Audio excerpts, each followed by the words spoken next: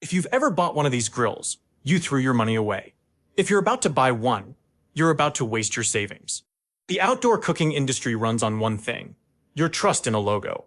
Every brand on this list knows exactly what their grill costs to build. They just count on you never knowing too.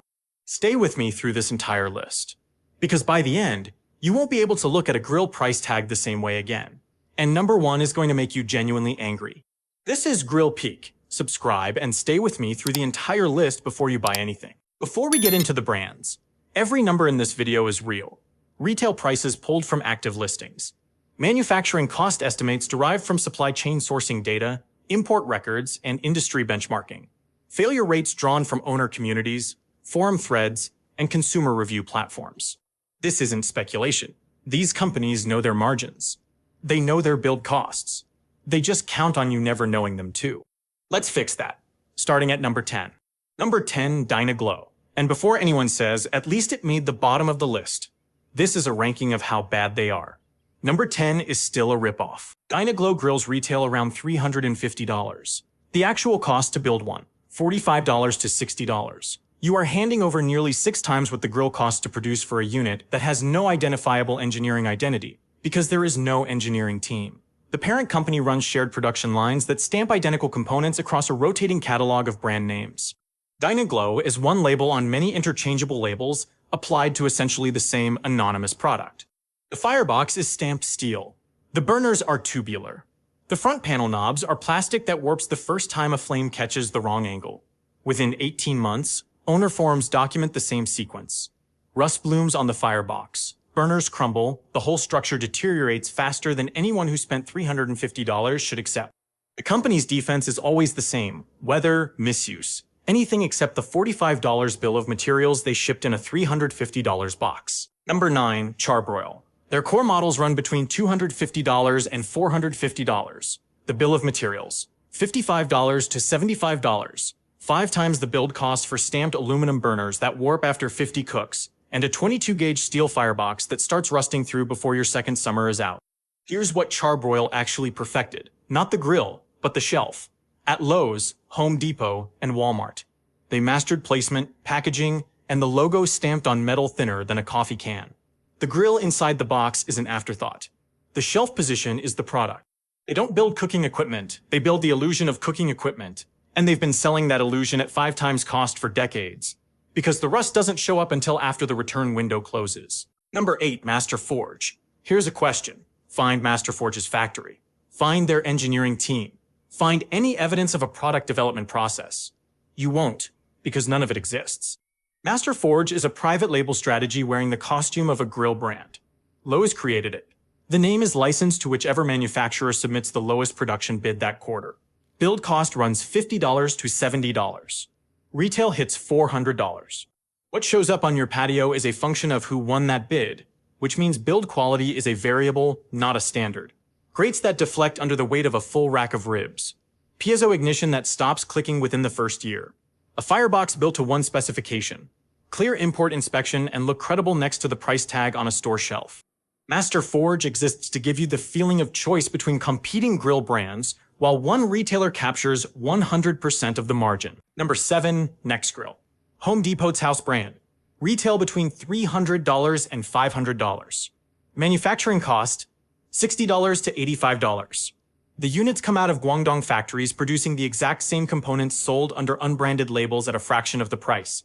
There is no Nexgrill engineering, no Nexgrill factory, no proprietary anything. The only thing that costs extra is the name on the box. The ignition failure rate is so consistent and so widely documented that Nexgrill Igniter auto-completes to replacement before you finish typing it. That's not bad luck. That's the ownership experience built in at the $60 bill of materials stage. And when it fails, because it will, you go back to Home Depot. You are not their customer. You are their repeat transaction. This brand doesn't sell grills. It sells return visits to the store that owns it. Number 6, Royal Gourmet. The most Amazon-optimized brand on this list, which means their entire existence is engineered around tricking buyers who filter by price, sort by rating, and never read the 1-star reviews until they own the thing. Grills priced up to $400. Build cost that barely clears $50. That's the highest markup ratio on this list, close to 8-fold. And they earn it by listing specifications that sound aggressive. 60,000 BTUs, 800 square inches of cooking space. What they don't include in the listing is that high BTU output through thin steel means your firebox warps while your propane disappears faster than your food cooks. Documented average ownership lifespan before critical failure, approximately 18 months. Replacement parts, effectively non-existent. Customer support, a dead channel. Royal Gourmet counts on buyers who make decisions based on spec sheets and never connect the dots between those impressive numbers and the garbage outcome waiting on the other side of delivery. Number 5, Monument Grills. Retail runs $350 to $600. Bill of materials $70 to $100.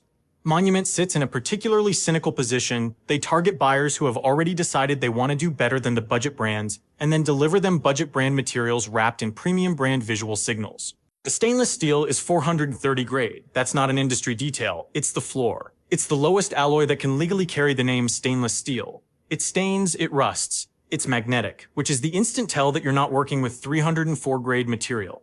Real 304 grade stainless, the alloy actually used in equipment that holds up, costs roughly double the source. Monument doesn't pay for better steel. They pay for LED backlit knobs, a clear view lid window, control panel layouts that photograph like a professional kitchen appliance. The cosmetic investment is calculated. Dress the grill to look like it costs $600. Charge $600. Use $100 in materials. Bank the difference. The buyer who spent $600 and got 430 grade steel won't figure it out until the second or third season, by which point, Monument has already moved on. Number 4, Kenmore. This one's different from everything else on this list, and in a way that makes it worse.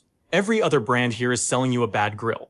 Kenmore is selling you a memory of a good brand, and charging you accordingly. Sears built Kenmore into one of the most trusted appliance names in American consumer history. Then Sears went bankrupt. Transformco purchased the name out of the bankruptcy proceedings. Not the factories, not the engineering staff, not the supply chain relationships, just the name, the trademark, the nostalgia. Kenmore grills today are built by third-party licensees with zero operational connection to whatever quality legacy the original brand earned. Build cost, $80 to $110. Retail, up to $700. The $500 plus gap between those numbers is composed almost entirely of one thing: the emotional value baby boomers assigned to a name their parents trusted in 1974. You are not buying a Kenmore product. You are buying proof that a brand name outlives a brand. Number 3, Blackstone. Let me be precise about what Blackstone actually sells, because it's not a griddle. A griddle is a flat metal surface over heat, the most primitive cooking implement that exists. There is no engineering complexity here. No airflow chamber, no combustion design, no thermal management system. Flat steel. Fire underneath. Build cost, $70 to $95. Retail, up to $500. A 5-fold markup for something your grandfather could have fabricated in a weekend with scrap steel and a propane connection. What Blackstone actually sells is a content ecosystem. Smashburger TikTok videos.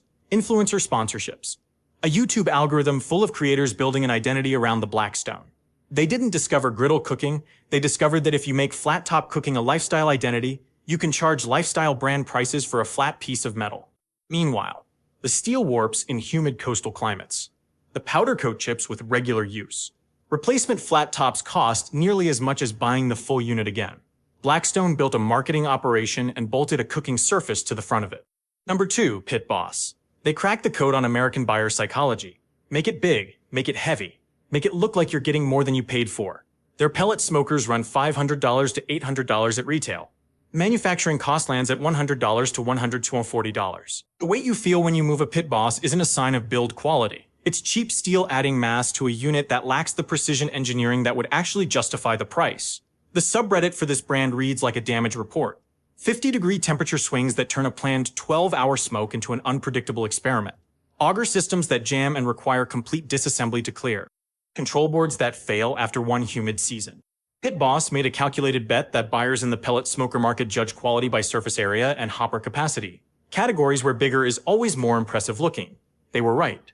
They just didn't build grills to match the expectation they were selling.